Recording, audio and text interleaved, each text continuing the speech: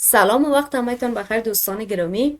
امروز باز هم به ادامه درس های قبلی سلکت ریدینگ در خدمتتان هستم. امروز چپتر 13 خود را آغاز میکنیم. اما قبل از آغاز چپتر 13 خود، شما علاقمندان زبان انگلیسی در صورت که بخواید زبان انگلیسی را به شکل پروفشنال و با تمام جزئیات آن بیاموزید، کتاب سلکت ریدینگ یکی از کتاب هایی است که بالای تمام مهارت های زبان انگلیسی تمرکز دارد، از جمله مهارت سپیکینگ، رایتینگ، لیسنینگ و همچنان ریدینگ. پس برای آموختن زبان انگلیسی به شکل پروفشنال کانال یوتیوب ما را سابسکرایب نمایید و علامت زنگوله را هم فشار بدهید تا ای که ویدیو جدیدی که اپلود بشود شما اولین نفر باشید که به شکل اتوماتیک ویدیو را بیننده باشید. و همچنان فراموش نشود که ویدیوهای من را لایک شیر نمایید و در صورتی که انتقاد و پیشنهاد هم داشته باشید میتونید در کامنت بگذارید، من با آن رسیدگی میکنم. حالا هم آماده هستین، میریم سراغ چپتر 13 خود و میبینیم که کدام موضوعات در چپتر 13 خود بحث میکنیم. چپتر 13 Unconscious Emergency and the Air، حالت اضطراری در هوا. چپتر فوکس یا تمرکز و موضوعاتی که در این چپتر ما میخوانیم کدام موارد است؟ کانتنت اجزایش story of an airplane emergency، یک داستان در مورد حالت اضطراری یک هواپیما. reading skills، مهارت های مربوط به مطالعه کردن یا reading ما کدام است؟ predicting، مهارت پیش بینی کردن. understanding the order of events، آشنایی پیدا کردن با ترتیب کردن وقایع. taking notes، مهارت نوت گرفتن. vocabulary skills، مهارت های مربوط به لغات. learning word forms، آموختن اشکال از لغات. grouping words، لغت های گروپی. understanding compound nouns، همچنان فهم حاصل کردن با اسم های ترکیبی. مثل چپترهای قبلی، چپتر 13 خود هم با یک کد بسیار زیبا آغاز میکنیم. گفته شده است که I don't have a fear of flying. I have a fear of crashing. میگه که من ترس از پرواز ندارم، من ترس از سقوط دارم. خب حالا میریم و میبینیم که چپتر ما کدام موارد بالاش بحث میکنم. در قسمت before you read گفته شده است که can you identify the people and things in the picture below? Write the words on the lines. آیا شما گفته تصاویر و لغاتی که در پایان داده شده هست شناسایی کرده میتونین؟ در این قسمت برای ما بعضی از لغات داده شده است و در این قسمت هم بعضی از تصاویر. این لغات گفته با این تصاویر که یعنی کدامش مچ میکنه یا مچ کنید. خب حالا اول لغات خود را میخوانیم. کدام لغات است؟ cockpit، life jacket، pilot، flight attendant، seat belt، passengers. و میبینیم تصاویر ما همراه با کدام تصاویر ما این مچ میکنه. در قسمت تصاویر داده شده، من از قبل را براتون خانه پوری کردیم کدام لغت با کدام تصویر مچ میکنه. در این قسمت برای ما اولین تصویر ما هست. تصویر اول پیکچر اول ما هست flight attendant. قسمی که دیده میشه flight attendant به معنای خدمه هواپیما. pilot تصویر دیده میشه معنای پیلوت. اینجا هم passengers مسافرین. seat belt کمربند امنیتی. cockpit به معنای امو اتاقی که در او پایلوت می باشه و طیاره را هدایت میکند. life jacket به معنای جاکت نجاتی یا لباس نجاتی. خواهی هم بخش vocabulary preview ما. در بخش بعدی ما میبینیم که کدام موارد ذکر شده هست. B. Study the picture on page 75. تصاویری که در صفحه 75 وجود داره میگه و آنها را یک بار مطالعه کنید. Then read the questions below and predicate the answer. و بعدا سوالات زیلا نگاه کنید و جواباتش را پیش بینی کنید. در این قسمت بر ما بعضی سوالات داده شده هست و باید شما گفته پیش بینی کنید. چگونه؟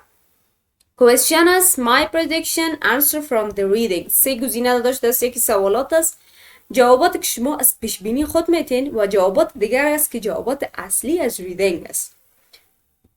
Number 1. What happened to the airplane? چی اتفاق افتاد در هواپیما؟ شما اصلا چی پیش بینی میکنید از این عنوان که از خوانده جوابتان چی می باشد؟ این قسمت می نویسین. Number 2. How did the passengers feel? مسافرین چگونه احساس داشتن؟ And question number 3. What caused the problem? مشکل از چی قرار بود؟ یعنی چی چیز باعثی مشکل شده بود؟ خب حالا میریم و ریدینگ خدا میخونیم تا به این سوالات ما پاسخ را کنیم. C. Read the story on page 75 and look for answers to the questions above. بازم گفته که ریدینگی که در صفحه 75 وجود داره بخونین تا با سوالات ذیل پاسخ را نمایید. Write the answers in the chart و بعدا در می چارت جواباتتان را نوشته نمایید. حالا هم میریم و پاساژ خود را میخوانیم که پاساژ ما در مورد چی است.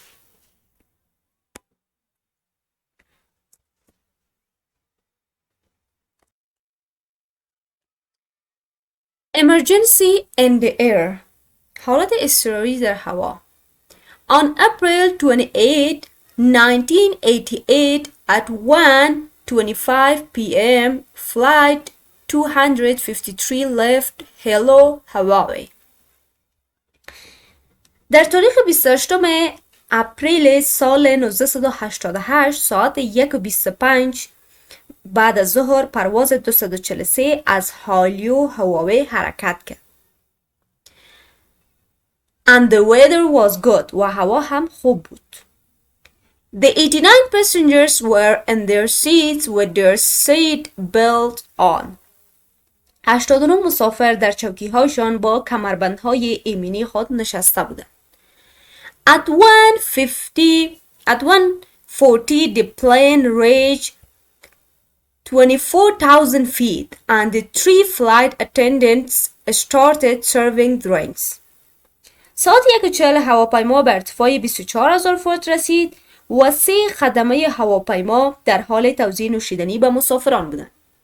Suddenly at 1:45 there was a loud noise. ناگهان در ساعت 1:45 صدای بلند شنیده شد. Mr. Denan, a businessman, was in a window seat in the back of the airplane. آقای دنن یک تجارت پیشه در یک چوکی پیش پنجره در پشت هواپیما نشسته بود. He looked at the in front of the airplane and saw a big hole. وی به سمت جلوی هواپیما نگاه کرد و یک سوراخ بزرگ دید. A third of the roof was gone. 1/3 سقف هواپیما از بین رفته بود. Mr. Denan said I saw blue sky. آقای دنن گفت که من آسمان آبی را دیدم. David Kopahia was in a seat in the front of the airplane. آقای دیوید کوپاهیا در چوکی جلو هواپیما نشسته بود. His suitcase was under the seat in front of him. بکسش همچنان در زیر چوکی جلو وی قرار داشت. Suddenly the suitcase flew out of the airplane. ناگهان بکسش از هواپیما پرتاب شد. Then a piece of metal hit his arm and cut it. ناگهان یک تکه فلزی به بازوی وی اصابت کرد و آن را برش داد. The passenger next to him had a large cut on his head. مسافری که در کنار او بود بر روی سرش بریدگی بزرگ داشت. Everything was flying around: books, paper, money, seat, passenger, Stanford, Samson. یکی از مسافران به نام استنفورد سامسون گفت که همه چیز داشت در هوا پرواز میکرد: کتابها، کاغذها، پول. When the pilot heard the noise, he looked back. هنگامی که پیلوت صدای سر صدا رو شنید به عقب نگاه کرد. The cockpit door wasn't there and he saw blue sky above the passengers. دروازه اتاق پیلوت اصلا وجود نداشت و او آسمان آبی را بالای مسافران دید. The first 18 feet 5.5 meter of the airplane behind the cockpit were completely open.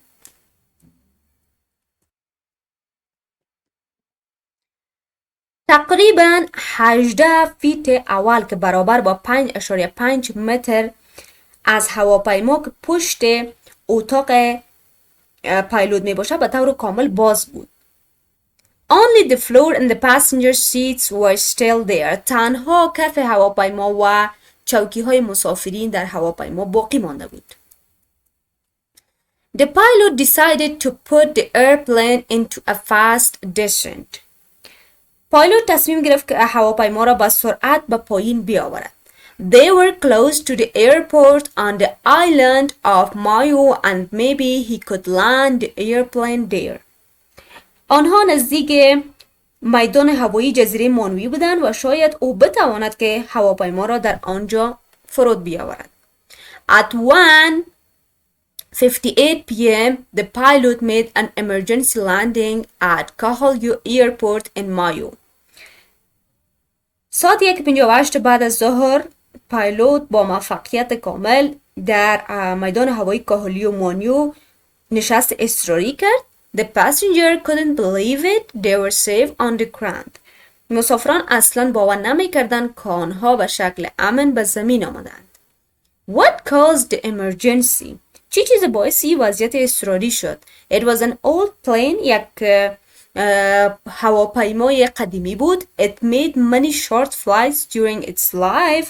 این هواپیما در زمان عمر خود مسافرت‌های کوتاه زیادی داشت. It took off and landed many times.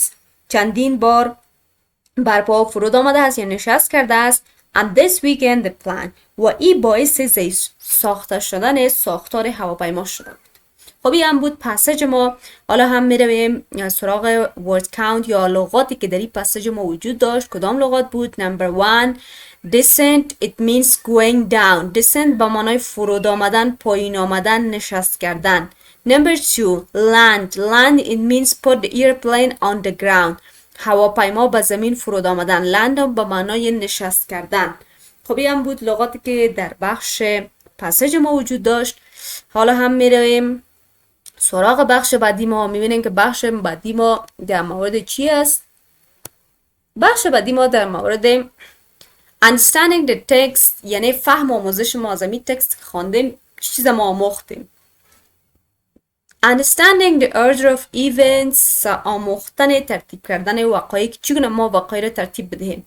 Look back at the story and number of the events in order from first to last. یک بار دیگر گفته به قصه نگاه کنید تا ای که وقایعی که از 1 تا 8 در این قصه 8 وقایع وجود داشت و در اینجا بر ما بعضی از جملات داده و گفته شما ترتیب کنین وقایع را که مربوط کدام واقعه اول است، دوم است، سوم است، چهارم است، چی است. فقط یکیشه که به این رنگ سیاهی باشه به شکل مثال برای ما کار کرده و دیگرایش که است برای شما که به رنگ سرخ است انجام دادم. خب حالا میریم میخوانیم و میبینیم که مربوط کدام وقایع است. The flight attendants started serving drinks. خدمه هواپیما شروع به توزیع نوشیدنی به مسافرین کرد. مربوط کدام وقایع است؟ مربوط دوم. واقعه دوم. واقعه اول ما چی بود؟ یعنی منظورش واقعه اول ما بوده که هواپیما با 89 نفر مسافری که بود شروع به پرواز کرد. بعد از او باز خدمه پروازها شروع به توزیع چی کرد؟ نوشیدنی ها کرد. این مربوط به واقعه دوم است. در این قسمت براتون نوشته کردیم نمبرش. The pilot landed the plane. پایلوت میگه هواپیما را نشست داد. این مربوط کدام واقعه است؟ واقعه هفتم که هفتمی واقعه اتفاق افتاده است. Number 3 the passengers heard a loud noise. مسافرین یک سر و صدای بسیار زیاد بزرگی را شنیدند. مربوط کدام واقعه است؟ Number 3 The passengers got on the airplane. مسافران که از به هواپیما بالا شدند. مربوط کدام واقعه است؟ واقعه اول است چون که هواپیما پرواز کرده بود. Piece of metal flew through the airplane. تکه های از فلز از هواپیما بیرون می شد. مربوط کدام واقعه است؟ Number 4 واقعه چهارم. The airplane left the ground. airplane یا ای که هواپیما زمین را ترک کرد. مربوط کدام واقعه است؟ واقعه اول. The plane started to go down.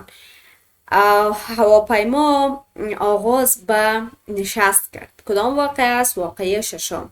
And the passengers put on their seat belt. مسافران کمربندهای ایمنی خود را داشتند. این مربوط کدام واقعه است؟ واقعه اول. خب حالا هم میریم سراغ بخش بعدی ما که مربوط به چی می باشه. در این بخش reading skill است که مربوط بخش مطالعه کردن است. taking notes page 94. مهارت نوتگیری که چگونه ما نوت بگیریم. خب هدایتش میخوانیم یا گایدلاینش. گایدلاین از در مورد چی است؟ Step B.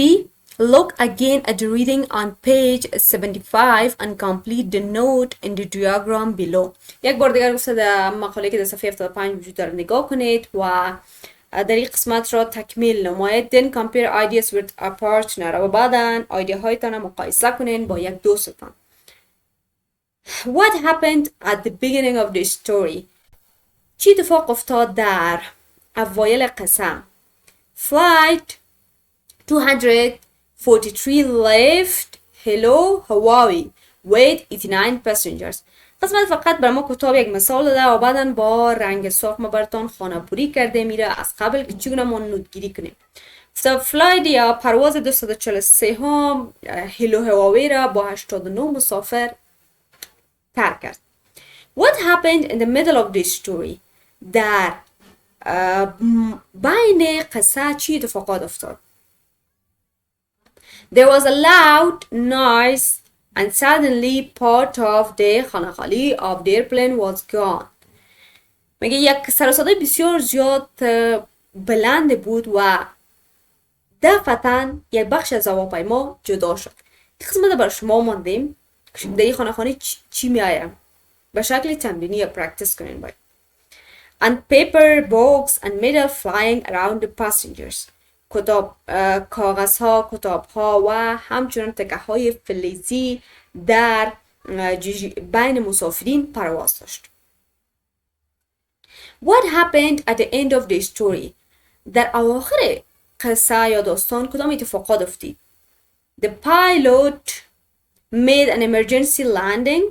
پایلوت یک نشست اضطراری کرد. They arrived safe on the ground. همچنان این مسافرین که از به شکل امن به زمین آمدند. این هم بود مهارت نوتگیری که چگونه ما نوتگیری کنیم از اول قصه، از بین قصه و همچنانی که از اواخر قصه. و بخش what do you think ما چی میگم؟ C. What do you think؟ شما چی فکر میکنید؟ این مربوط به شما سوالی است که به شما راجع میشه، شما باید جواب بدید. Work with your classmates to answer the question below. این دو نفره کار میشه. گفتم را با هم صنفتان کار کنید تا اینکه با سوالات ذیل پاسخ رانمایید. میبینیم که سوالات چی قرار است. Number 1. The passengers had their seat belt on. تمام مسافرین کمربندهای امنیتی داشتند.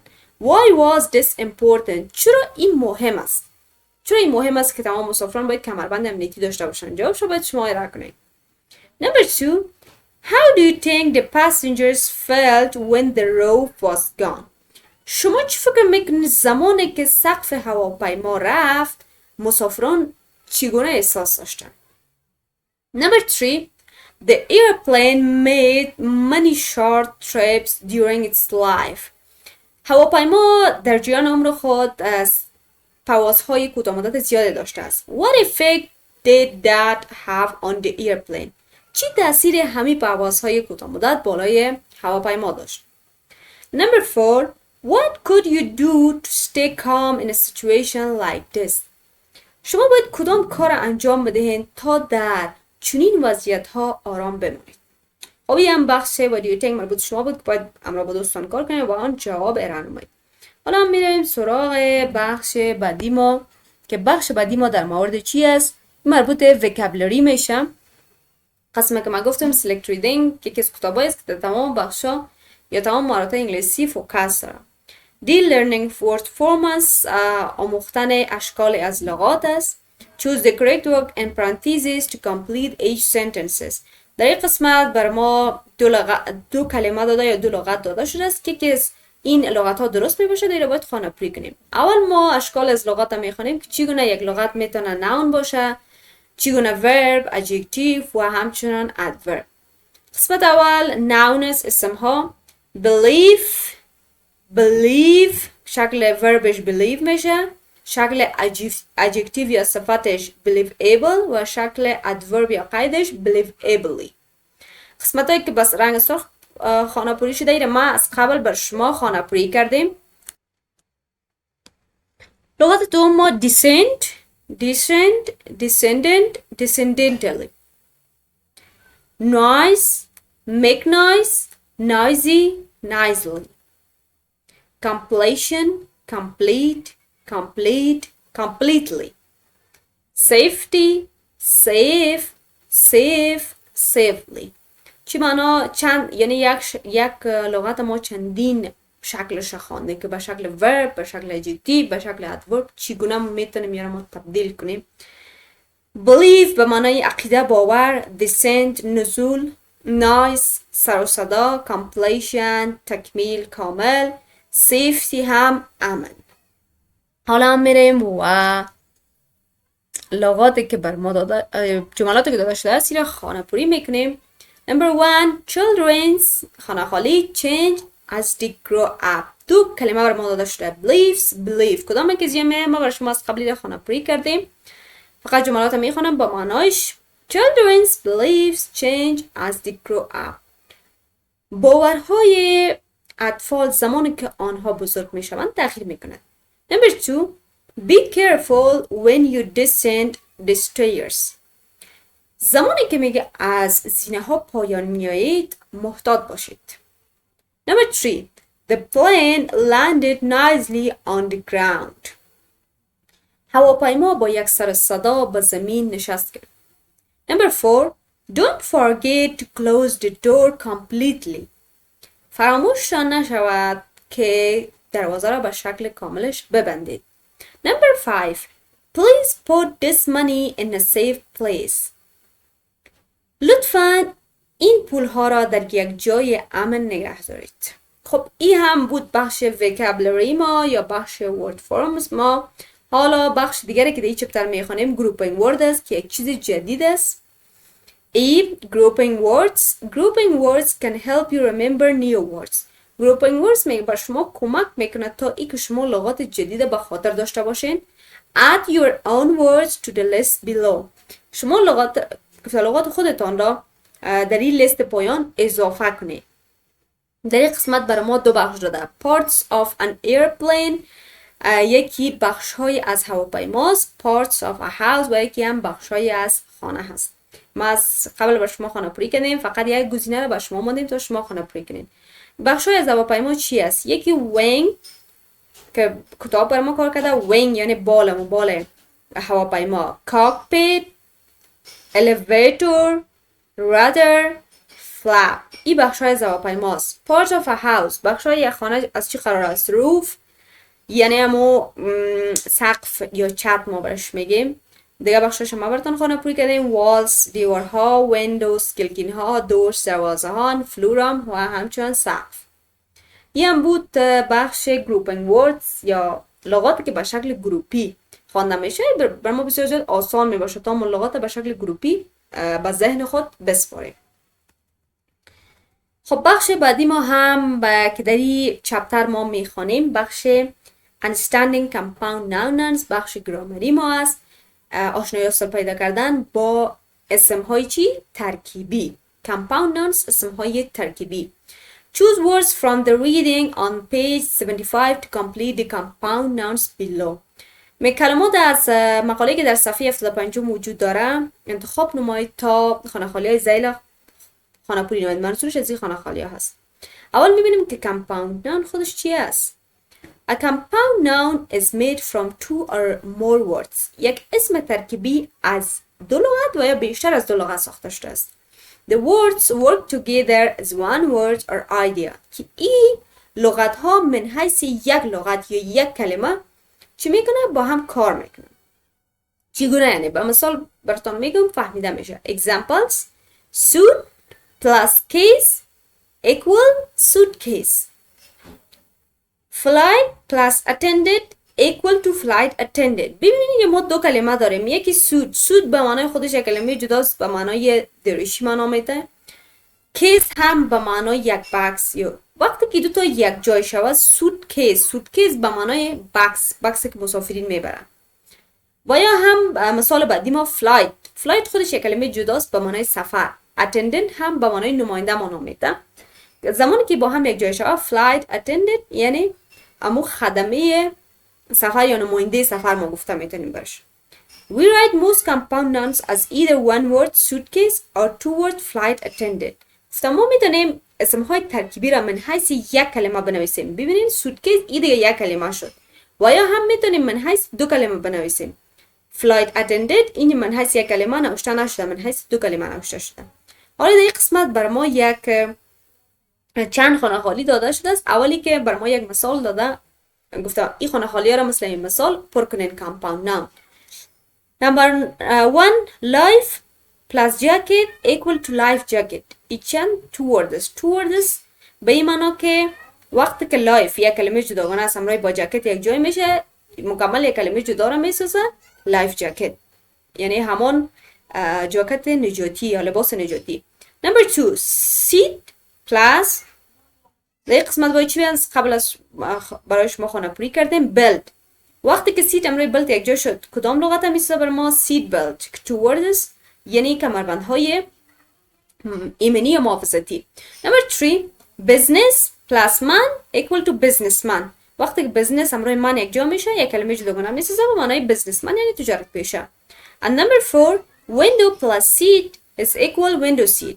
و window همراه با seat که یک جا شد بازم یک کلمه جداگانه میسازه window seat چوکی که در پیش پنجره یا کلکین باشد. این بود compound noun ما که چگونه ما از دو لغت یک لغت جدید میسازیم، از دو کلمه یک کلمه جدید میسازیم. حالا میریم بخش بعدی ما که بخش writing می باشه. میبینیم که در بخش writing چی گفته شده هست. Discussion and writing. Think of an emergency you or a person you know experience. Take notes in a diagram like the one below. گفته در مورد یک حالت اضطراری که شما و یا یک دوستان تجربه کرده هست آن را بگویید. Take notes in a diagram like the one below. و مانند دیاگرامی که در پایین داده شده است نوت بگیرید. برای ما یک مثال داده. So what happened at the beginning؟ در اول چی اتفاق افتاد؟ I was at the beach with my mother and sister. من در ساحل همراه با مادر و خواهرم بودم. What happened in the middle؟ در وسط چی اتفاق افتاد؟ I looked down and saw lots of blood on my foot. ما به طرف پایین نگاه کردم و دیدم که بسیار پاهایم خونالود است. Next to my foot was a broken bottle. و در پهلوی پاهای من یک بوتل شکسته بود. And what happened at the end؟ در آخر چی اتفاق افتاد؟ My mother took me to the doctor. I got 12 stitches in my foot. مادرم من را به نزد دکتر برد و من تقریبا 12 کوک به پای خود خوردم، یعنی 12 پایم دوخته شد. خب در این قسمت گفته شما هم یک حادثه که درش قرار گرفتین یادآوری کنین و نوت بگیرین که در اول چی اتفاق افتاد، در وسط چی اتفاق افتاد و هم در آخر چی اتفاق افتاد. این مربوط به رایتینگ است که شما باید رو انجام بدین. بعد از او هم بخش وب سرچ ما می باشه، یعنی بخش اینترنتی ما. در بخش اینترنتی ما چی گفته؟ گفته tell a partner your story. گفته در مورد یعنی دوستان یک قصه بگوین. listen to your partner's story and ask 3 questions. یک قصه رو گفته با دوستان بگوین و همچنان از دوستان نیز یک قصه یا داستان بشنوین و 3 سوال کنین. 3 سوال مورد چی است؟ گفته how old were you؟ چند سالانه بودید زمانی که می اتفاق افتاده بود. what was the beach؟ where was the beach؟ ساحل در کجا موقعیت داشت؟ did you cry؟ آیا گریه کرده بودی؟ این مربوط به شما و دوستان است که باید انجام بدین. و در بخش اینترنتی ما گفته choose one of the items below and log on the internet for more information. یکی از این عنوان ها، 2 عنوان بر ما داده اینجا، انتخاب کنین و درباره معلومات بیشتر به اینترنت جستجو کنین. tell your classmates 3 interesting things you learned. و بعداً به همسنفتان که 3 چیز جالب را شما آموختین بگویید. خب حالا میریم بخش اخیر ما که بازم بخش لغات می باشه. لغاتی که شما باید آن را به حافظه بسپارین. words to remember. لغاتی که شما آن را باید به حافظه بسپارین. nouns اسم ها. اول اسم هاست flight پرواز، ground زمین، hole سوراخ، passenger مسافر، piece تکه، roof سقف، verbs افعال، cause باعث شدن سبب شدن، cat برش کردن، hit ضربه زدن، reach رسیدن، adjective صفات، loud بلند، safe امن، adverbs قیدها، completely کاملا، still چندین معنا داره. still هم به معنای تا هنوز معنا میده و همچنان هم معنا میده. suddenly ناگهان.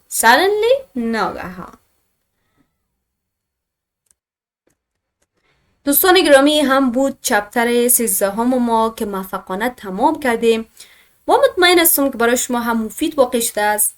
باز هم اگر میخواین زبان انگلیسی رو به شکل پروفشنال بیاموزید، یادتان نرود که به حمایتتان ضرورت داریم و شما میتونید جهت حمایتتان کانال یوتیوب ما را سابسکرایب نمایید، همچنین ویدیوها را لایک شیر نمایید و اگر در زمینه هم انتقاد و پیشنهاد هم داشته باشید میتونید در کامنت بگذارید و من حتما به آن رسیدگی میکنم.